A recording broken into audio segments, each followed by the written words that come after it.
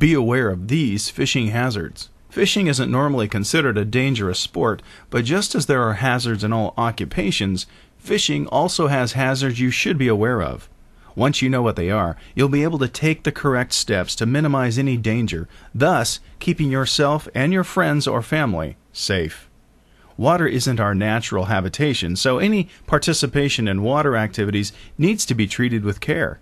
When you're out on a boat, there's the possibility of capsizing or falling in, so always wear a life jacket.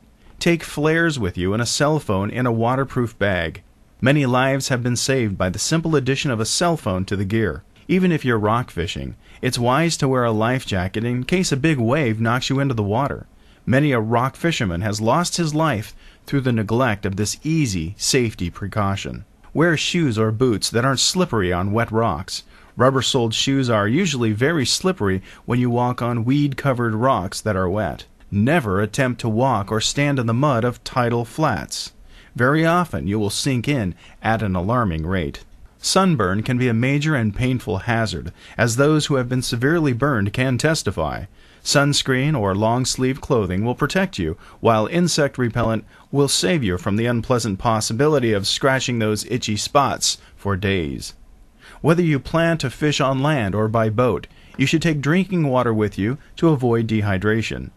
You might think there's plenty of water to be had since you're fishing, but it may be salty or not be clean enough for human consumption. A basic first aid kit can come in handy too. It can be as simple as a tube of antiseptic salve and a packet of band-aids, just in case you cut yourself with a fishing knife or get a hook through your ear when casting. You may laugh, but this can easily happen, especially if you have children along. Also, remember that fish have spiky fins, and it's easy enough to cut or spike your hand on them when cleaning or scaling.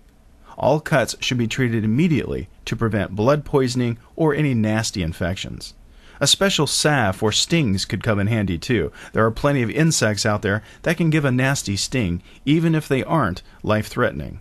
Information can also save a life. Find out what fish are poisonous in your area, just in case you happen to catch one of them. Finally, find out what other wildlife there could be in your area that might pose a health hazard. Getting too close to bears or moose isn't recommended. Neither is stepping on a snake. With all this in mind, you'll be well prepared to get the most out of your fishing trip.